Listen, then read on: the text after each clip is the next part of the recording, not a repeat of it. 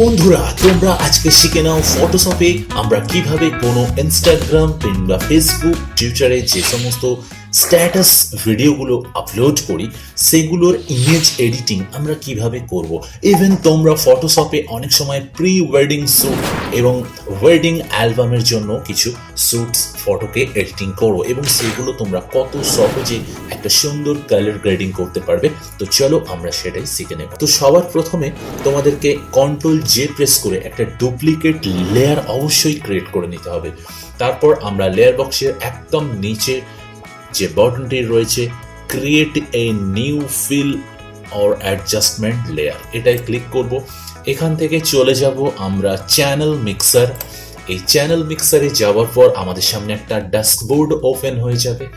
এখান থেকে আমরা দেখতে পাচ্ছি যে এই ফিগারটার ব্যাক সাইডে ইয়েলো ফ্লাওয়ার্সের একটা গার্ডেন রয়েছে। সো আমরা এটাকে রেড চাইছি, তো এর জন্য আমরা প্রথমে এটাকে গ্রিন সিলেক্ট করে নেব, কারণ এর গ্রিন অংশগুলোকে সিলেক্ট করে নেওয়ার পর আমরা এটাকে রেড ভলিউমটাকে সিলেক্ট করে নেব যে আমি এটাকে রেড চাইছি। তো আমরা দেখো যে এখানে ফ্লাওয়ারগুলো অলরেডি রেড হয়ে যাচ্ছে, তো আমরা ততটাই রেড করব যতটা আমাদের দরকার, তার থেকে একটু কম।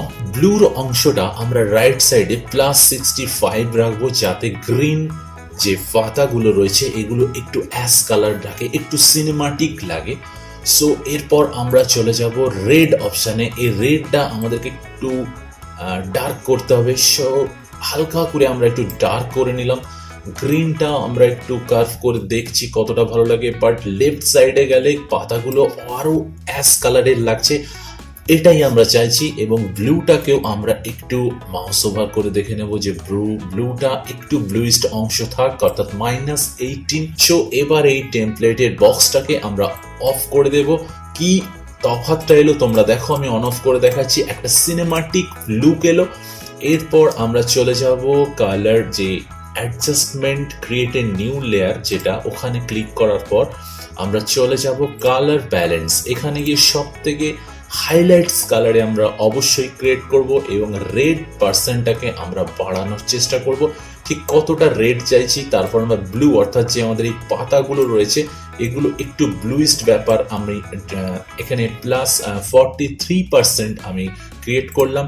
এরপর মিড টোনের জন্য আমরা এই হেয়ারটাকে অবভিয়াসলি একটু রেড টোন দিয়ে দিলাম, মানে যাতে এই হেয়ার পার্টগুলো একটু রেডিশ লাগে, মানে ফ্লাওয়ারের সঙ্গে অ্যাডজাস্টমেন্ট। এরপর চলে যাব শ্যাডো পার্সনে। শ্যাডোতে গিয়ে আমরা হালকা সায়ানের দিকে নিয়ে যাব, কারণ এই পেছনের যে ব্যাকগ্রাউন্ডগুলো রয়েছে এগুলোর সঙ্গে একটু সিনেমাটিক লুক রাখার জন্য আমরা ব্লুটাকে মাউস ওভার করে দেখছি, কিন্তু বাট ব্লুটার কোনো কাজ এখানে নেই। গ্রিনটাকে অবশ্যই একটু দেখে নিচ্ছি, বাট যেহেতু তোমাদের এটা লাইভ দেখাচ্ছি তো গ্রিনের পার্টটাও আমাদের লাগছে না, অনলি সায়ানের ভাগটা লাগলো। সো এখানে আমরা দুটো লেয়ারের মধ্যে এটাকে একটা সিনেমাটিক লুক নিয়ে চলে এসেছি অলরেডি। এবার তোমাদের মনে হতে পারে যে ভাই আমার তো এটা নষ্ট হয়ে গেল, অর্থাৎ স্কিন টোন যেটা রয়েছে, এর জন্য তোমরা এই মাস্কিং এই লেয়ারের, অর্থাৎ এই 2 নাম্বার চ্যানেল মিক্সার লেয়ারের মাস্কিং অপশানে যাবে এবং তোমরা কিবোর্ডে বি অর্থাৎ ব্রাশ টুল সিলেক্ট করে নেবে। সিলেক্ট করে নেওয়ার পর তোমরা অপাসিটিটা যদি তোমাদের লো থাকে অবভিয়াসলি তোমরা এটাকে হাই করে নেবে এবং সব থেকে বড় কথা ফরগ্রাউন্ডটা ব্ল্যাক করে নেবে। তারপর তোমরা এই মুখের ওপর, অর্থাৎ যেগুলো তোমার স্কিন রয়েছে সেই স্কিনের ওপরে তোমরা মাউস ওভার করতে থাকবে। সো এইভাবে আমরা প্রত্যেকটা স্কিন যে জায়গাগুলো রয়েছে সেই জায়গাগুলোকে আমরা মাউস ওভার করে নেব।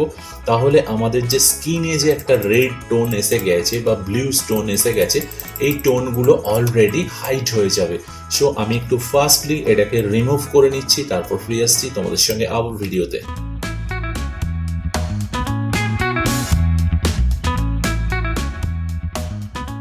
সো কমপ্লিট আমার এখানে হাইলাইটসগুলোকে রিমুভ করে দেওয়া।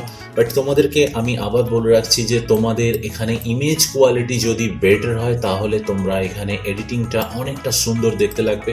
যেহেতু আমার এই ইমেজ কোয়ালিটিটা বেটার না, সেহেতু হয়তো বিন্দু মাত্র হেজি ভাব বা একটু লেজি ভাব তোমাদের কাছে প্রিভিউ হচ্ছে। তোমাদের ইমেজ কোয়ালিটি যদি সত্যিই ভালো হয়ে থাকে তাহলে অবশ্যই তোমাদের কাছে এই ইমেজ কোয়ালিটিটা অনেকটা সুন্দরভাবে এফেক্ট করবে।